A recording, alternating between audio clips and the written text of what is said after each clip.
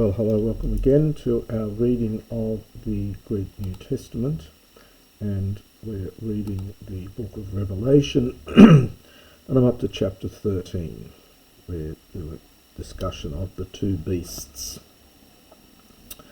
Kai Adon ek tes thalases, the rion anabinon, ekon kerata deca kai kephalas hepta, kai epitone keraton autu deca diademata, kai epitas kephales autu onomata, with the plural in square brackets, blasphemias.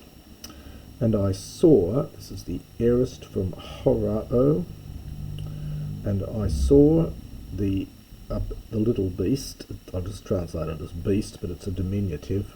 Classical Greek has a word thera without the eon, which means beast. It's cognate with our word deer, in fact, but therion is a diminutive, but I'll just translate it as beast by this stage. Anabinon is a neuter participle from anabino, going up, and it's a neuter participle agreeing with therion, which is a neuter. All diminutives in Greek are neuter. So I saw a beast coming up ektes thalases from the sea.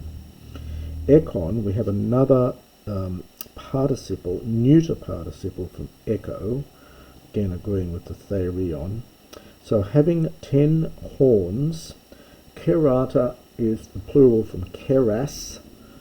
It's a third declension neuter noun, plural kerata. So having 10 horns and 7 heads, and upon their heads were 7 diadems. We've had this before. This is the plural from diadema. And upon its heads there were, well, it's either a name of blasphemy or, in the plural, names of blasphemy. And again, there are variant readings here. Different manuscripts have different things, whether it's singular or plural. So just to put all that together, I saw from the sea the beast arising, having 10 horns and 7 heads, and upon its heads were 10 diadems. Sorry, upon the horns, I should say, its horns there were 10 diadems, and upon its heads there were what was a name, or there were names of blasphemy. This would be a genitive here. Kai totherion hoedon and homoion pardale, kai hoipodes autu, hos aku kai tos stoma autu, hos stoma leontos. And the beast which, this is the relative pronoun neuter, the beast which I saw was like to a pardalis. It's a third declension noun in is. This is the dative. It means a leopard. So the beast which I saw was like to a leopard, and its feet, podes, plural from pous, podes, in the plural, the feet of it were like that of an aku. This is a bear, and its mouth was like the mouth, leontos, from leon, a lion. So the beast which I saw was like to a leopard, and its feet were like that of a bear, and its mouth was like the mouth of a lion. Kai edo ken auto, hodrakon ten dunamin autu, kai ton thronon autu, kai exousian megalein. And the dragon gave to it his power, and his throne, and exousian megalein, great authority.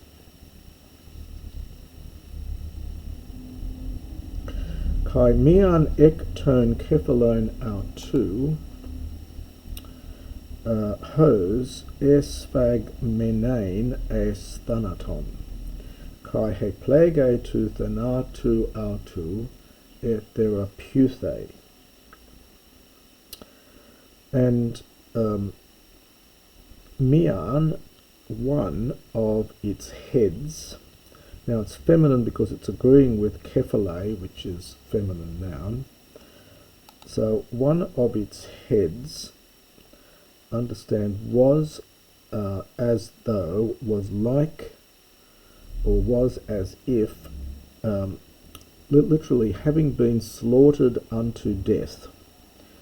So often translated appeared to have a mortal wound, but the Greek literally is, and there's no, it's a accusative here, mian. So it's as though some other verb has disappeared here, but it's just accusative. So one of its heads was like, literally, was as though it had been slaughtered unto death, that is, appeared to have been struck to death. Kai he plage, to thanatu autu, and the plage is the stroke.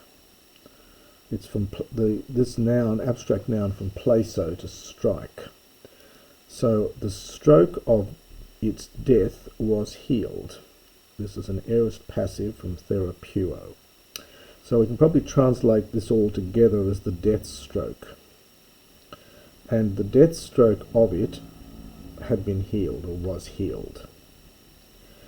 Kai ethaumaste hole hege opiso to theriu, kai pros ekunesan to draconti hoti edo kenten exousian to therio, kai pros ekunesan to therio legontes. Tis homoios to therio, kai tis dunatai polymesai met autu. And the whole earth was amazed. Perhaps here it's the aorist passive from thaumazdo. The whole, perhaps almost enchanted, opiso, behind or after the beast. So perhaps led astray or something, but was in a state of amazement behind the beast. And they worshipped the dragon, from proskuneo, and he gave the authority to the beast. Sorry, because he gave the authority to the beast, and they worshipped the beast, legontes, saying, Tis homoios to theriu, kai tis dunatai polymesai met autu, who is like homoios to the beast, kai tis, who dunatai is able, polymesai, aorist infinitive from polemio, to make war, met autu, with it. Just to put that bit together, so they worshipped the dragon because he had given authority to the beast, and they worshipped the beast, saying, who is like to the beast and who is able to make war with it. Kai edothe auto stoma lalun megala kai blasphemias kai edothe auto exousia poiesai menas tessera conta kai duo. Now we get an aorist passive again here. The subject of it is, so a mouth was given to it, a mouth lalun. Now this is a neuter participle from laleo, to speak. So it's lal-e-on, and that contracts to lalun. So it's a neuter participle agreeing with stoma, which is a third declension neuter noun. So a speaking mouth, so a mouth was given to it, speaking megala, probably great things, or it could be megala neuter plural as an adverb, so speaking greatly. So it's not clear really, it doesn't matter, much the same thing. So a mouth was given to it, speaking great things, and speaking great, and blasphemy, and authority was given to it, poiesai, to perform its task, perhaps translate to act, for Tesseraconta kai dua, 42 menas months. Kai anoixen tostoma autu, es blasphemias. Proston theon blasphemesai to onoma autu, kai te skenen autu, tus enter uranis skenuntas. And he opened his mouth, from anoigo again, this is the aorist, and again we've got this augment that shouldn't be there, but so he opened his mouth for blasphemy against or in regard to God. And then we get an infinitive really of purpose here, I think, to blaspheme his name and his skene, well, and his tent or his tabernacle or his dwelling place, those dwelling in the heaven. The participle here from skenoo. So we get, again, skene is the noun, feminine first declension noun, and the verb corresponding is skenoo, and this is the participle here. So those dwelling in heaven.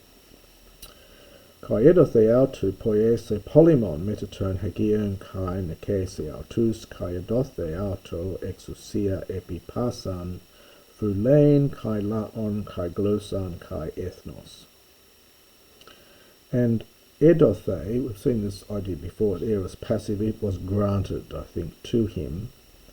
Poiesai polymon, to make a war, metaturn hagion, with the saints, kai nikesai autus, and to conquer, aorist from nikao, and to conquer them. Kaidothe auto, and authority was given to him, epipasan fulein, over each tribe, and laon people, kai glosan and tongue, kai ethnos and race. Kai proskunesu siauton pantes hoi oikuntes epites ges, who gegraptai to onoma autu enter biblio tes soes to aniu to esphag menu apokataboles cosmo.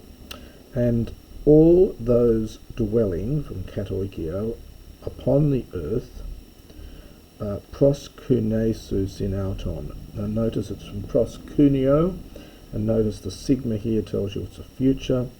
So all those dwelling upon the earth will worship him, of whom, so this is, it's singular, oh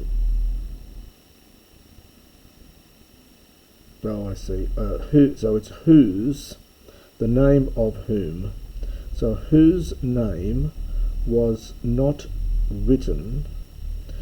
Now we get the autu, which is that redundant autu, this variant reading here. This is that Hebraic repetition of the relative, or you need this to pin down the relative pronoun. So you don't normally translate this. So it's of whom their name was not written. So whose name has not been written, perfect from grapho, ento biblio, in the book of the life of the Lamb, the one having been slaughtered.